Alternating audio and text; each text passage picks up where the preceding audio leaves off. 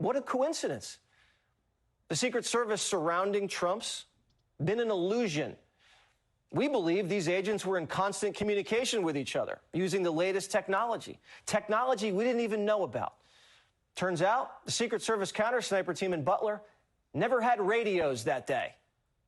You mentioned that there were text messages from Butler ESU to U.S. Secret Service counter snipers. I'm curious if that is routine. What was the plan to relay information from locals to the Secret Service initially? What is the protocol?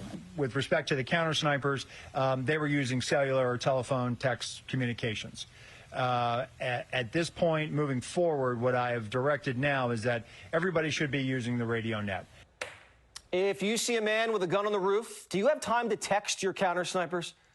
Wouldn't it be a lot easier if you could just radio into their earpiece armed threat on the roof of the AGR building?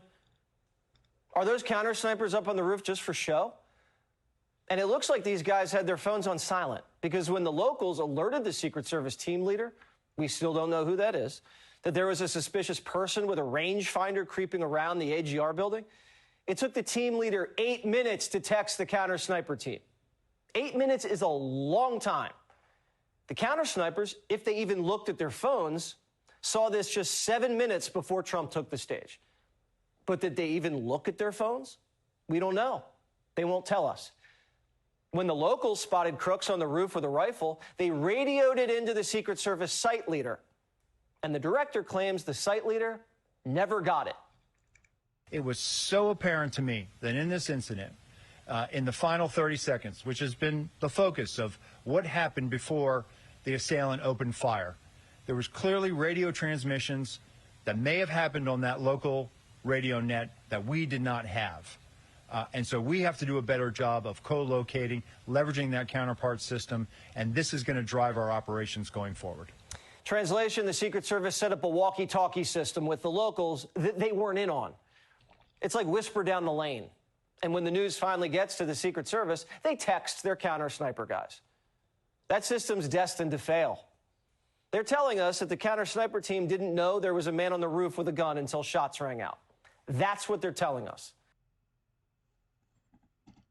All right. At this point, how about we just admit that somebody in the Secret Service wants Trump dead? How do you look at this in any other way? No communication among the Secret Service and the locals that they have supposedly watching a building. They lied and said that they were supposed to watch that building. And the Secret Service didn't cover the whole damn building. Someone wants Trump dead. When are we going to find out what's going on? FBI is investigating. Guess what?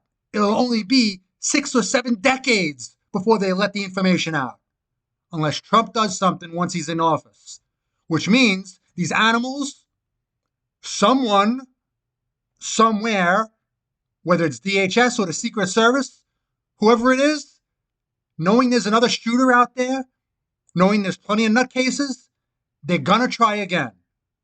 Bottom line.